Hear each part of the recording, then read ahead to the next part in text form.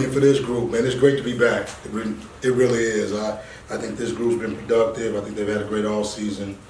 As I've look back at the summer, man, for these guys, I think we've gotten better in the areas that we needed to. Size, depth, speed.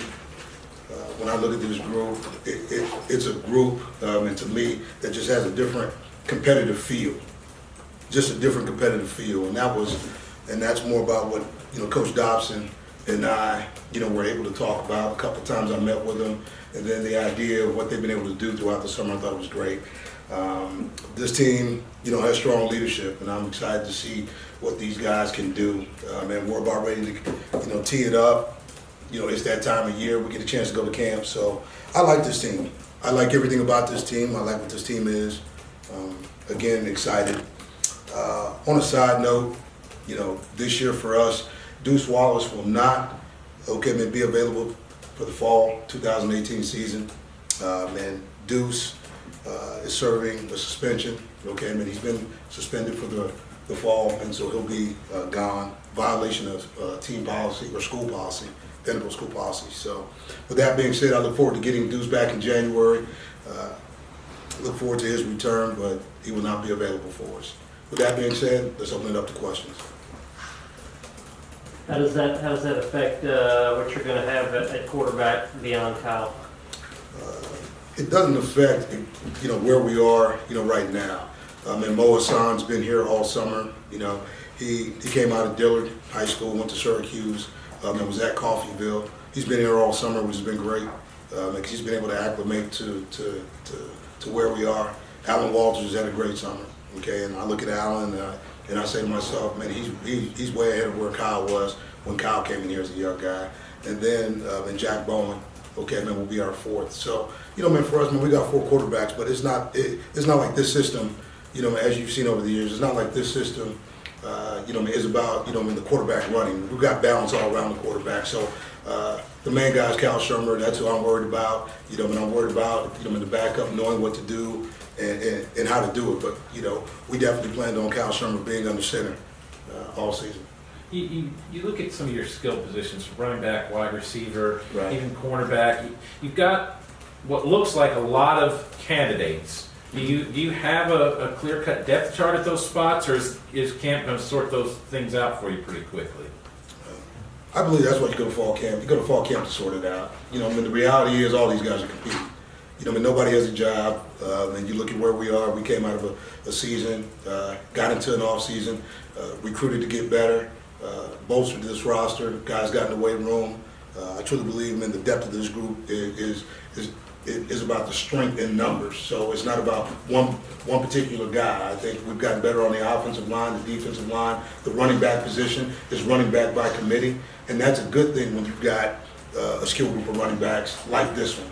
And I'll speak to those as I'm asked, but really you ask about him. But Kari, he's big, he's physical, he can run downhill. Keyshawn Vaughn can run inside, outside. He's got great hands. The versatility of a Jamari Wakefield is now going to get a chance to be put on display. I know last year, as a kick returner, a 23-yard average, but really didn't get a chance to touch the ball as much as he'd like to, and now it's really his time. So Jamari Wakefield's going to get an opportunity. And then Josh Crawford, and I think his skill set out of the backfield, third down, pass pro. He's extremely good with the ball in his hands. And when we've had a chance to watch him run, he's actually done a really good job. So the strength of this crew is about the depth, and we're much deeper than we've ever been. So here we go. At running back, are you looking to eventually find one person that stands out to become the primary starter like Ralph was, or are you very comfortable having it be a running back by committee going through the whole season? I'm comfortable with running back by committee. It's a long season. We play in the SEC. It's about numbers. It's not about one guy. It's hard to see, backs in this day and age, and be able to go through a season, especially one where you're running, power, counter, zone. These guys have to be able to stand up, into a long SEC conference schedule. So with that being said, this group is about the balance and strength in numbers, and I look forward to watching these guys play. And kind of your CEO title that you've talked about, not having to call the defense. Right. Do you feel like in the middle of the season you'll be able to recognize issues quicker, that sort of thing? You'll have that kind of vision? Yeah, I don't think that's changed for me. I truly believe in terms of recognizing football, I'll be able to help JT. I'll be able to help Andy. I'll be able to help Coach Minica. My role, hopefully, is running the scout teams. So I get a chance to, see our young talent and watch how, when our guys are developing, as when you look at our twos and maybe our young guys. So for me, I'm still going to be watching everything that I've always watched. It's just now, and I've got a broader scope. I'm not tied into one side of the ball and working on individual when we have special teams going. I'm a part of everything that we do, and that's fun for me. It was fun in the spring. I think it's going to be better in the fall. What's your idea of a perfect camp? Physical. I think when you go into camp, I think nowadays with the limited number of opportunities that you get, it's about depth. It's about being able to get as many reps as you can, and really about solidifying, roster in terms of what it looks like. It's not about looking at the 11. I think we know who our 11 can be. It's about the 22. It's about the 33. So, we've got 100 plus guys on this roster. I'm looking for the best 66, and let's go. On special teams, it's pretty much a clean slate, new coordinator, new punter, new kicker. Mm-hmm. Is that an aspect of the game that you're looking to see a pretty big jump from to be able to maybe help you out in some of the closer games that you get into? Yeah, special teams can decide ball games. With that being the case, Sean Miniga and I have talked, in depth about, what it needs to look like for us.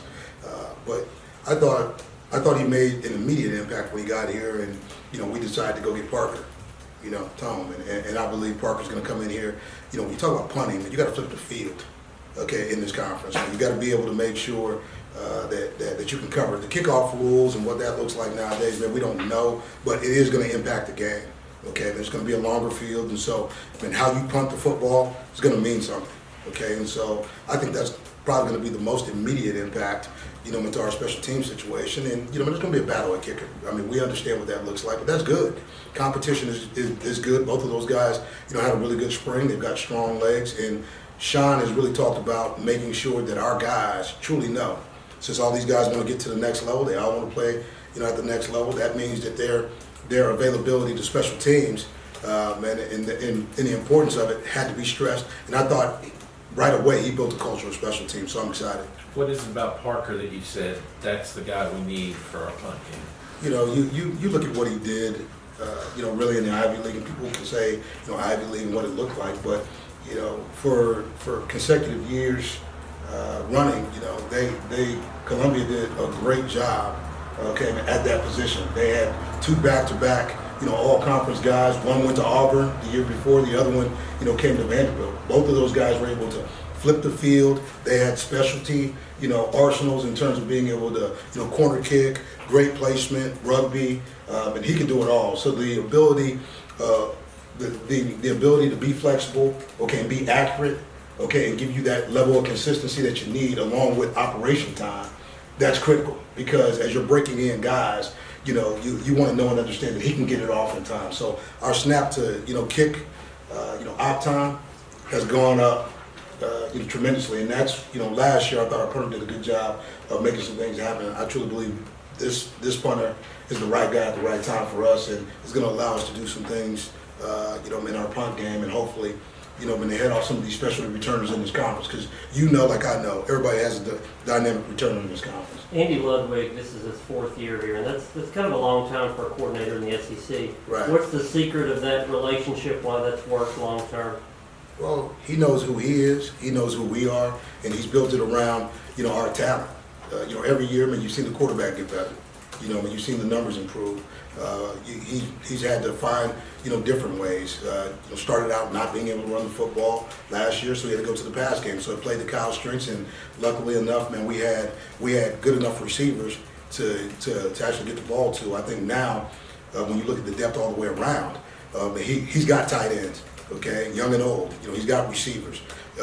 Big and tall, short, fast. You name it. And then you add in the running backs with an experienced offensive line. He's got more balance and more weapons than he's had since we've been here. So I think now it's just about Andy, going through fall camp, getting a chance to, test drive exactly what these guys can do, and then putting it to work as soon as we line up in the fall. And a follow up on Deuce, when he comes back, you gotta have a starter after Kyle graduates. Yeah. Does what being out this season affect how he'll be evaluated as the eventual starter a year from now? No, when Deuce gets back here in January, then we get back to work. That's exactly what we do. So, I mean, I look forward to his return. This team does as well. So when he gets back, we're going. Does that kind of also affect what you maybe were planning to do with red shirts with Alan Walters as well? Has no effect on that. What we're going to do is look at best players, figure out exactly what's going on. I believe Mo Hassan is going to step in here, with a lot of experience, coming from Syracuse, been to Coffeyville. He's played in games. He understands what it is. He went to Dillard High School, same high school as Javon Hay, and he played in a conference, that had high competition. So for me, I feel extremely confident, in our backup, where he is, the summer he's had, and now what we have to do going into fall camp. On the flip side, on special teams, how much are you looking to kind of unlock the potential of Kalijah Lipscomb as a returner on kickoffs and punts? And the punt return game was a little bit lackluster last year, with 7.6 yards average. Yeah, but it's not about Kalijah. It's about all these guys. You got Kalijah, you got Donovan Tennyson. You look at these guys, C.J. Bowler. All these guys can go. I think C.J. now or Kalijah now has competition. That's what you want. It's not about, okay, do you have the best hands? It's can you put it on tape? Okay, I want 10 yards of return. So whoever can give me 10 yards of return as we get through this, because that's a first down. All you're trying to do with a punt, okay, is flip the field with a first down. So whoever can give me 10 yards in camp, that's the guy that's going to be out there. If it's Kalijah Lipscomb, that's great. But right now, Kalijah's in competition. He knows that. They all know it. And that's what this football team's about. Let's compete. Looks like you lost Wyatt Smock. Was that just a homesickness issue, or? Yeah. Well, I mean, a young man, been finding his way and needing to grow up. Man, we wish him all the best. But we're in fall camp. Those types of issues happen, all across the country. But I wish Wyatt well. So it's time to play. Let's go. With Alex Stump, when we saw him in the spring, is he all the way back? I know he's been hurt. Was that what he looks like, fully healthy, or was he still a little getting back from maybe being hurt and from being rusty? I think he was rusty, obviously.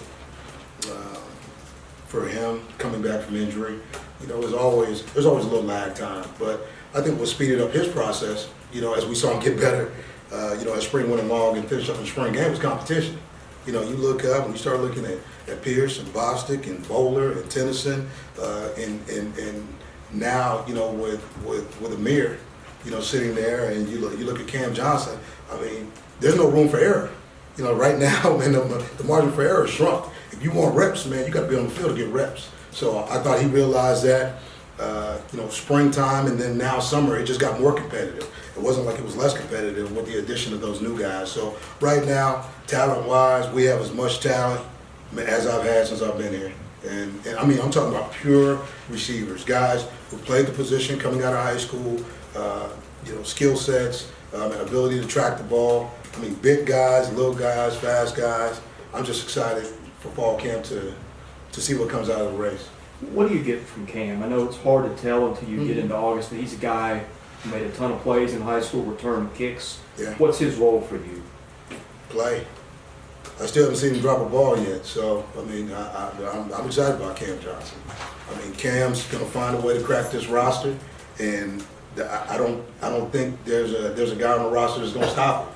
Now, with that being said, that's about competition, right? You're supposed to recruit guys that can come in here and impact your program. Cam Johnson's going to come in here and impact this program, and so is C.J. Bowler, and so is Amir Muhammad. So Abdul Muhammad. So you look at where we are right now. I think we're pretty good, and I think maybe we got an opportunity to have some success. Let's go. You had a lot of guys that got voted spot next to Jordan at inside linebacker. Yeah. Who's in the mix there, and where does Orgy fit in? Orgy is going to compete. To be a guy who steps out there first. Hey, right now there's 2 spots. There's 5 guys. Let the competition begin. Let's go. I want to see who can play. They're all capable. So you can talk about Folletti. You can talk about Colin Anderson. You can talk about and Dimitri Moore. I really don't care. Who shows up. All these guys are going to have to step in and play. And really, with Braden DeVault-Smith right now is right there in that pack. So all these guys, they all range about 6'2", 230 plus. They are as big and athletic a group as we've had since we've been here. So we have depth, we have size, we have speed. The thing that we don't have is experience. So I mean, these guys are going to get experience on the job. That's why you have fall camp. That's why it needs to be physical. We got to light it up and get these guys ready to play. How interchangeable are those guys at the two inside spots? They're all interchangeable. They all know it. They've all had reps. It was a good spring. Austin Orji came in and really surprised this summer. But I mean, like, what do you expect from the number 4 linebacker in the country? I mean, when you look at him, you know, he's built, he's fast, he's strong, he loves to play, and you know, he's got a competitive streak that's a mile long. So with that being said, you know, he sort of put those guys on notice that he's ready to play, and they've had to ramp their game up.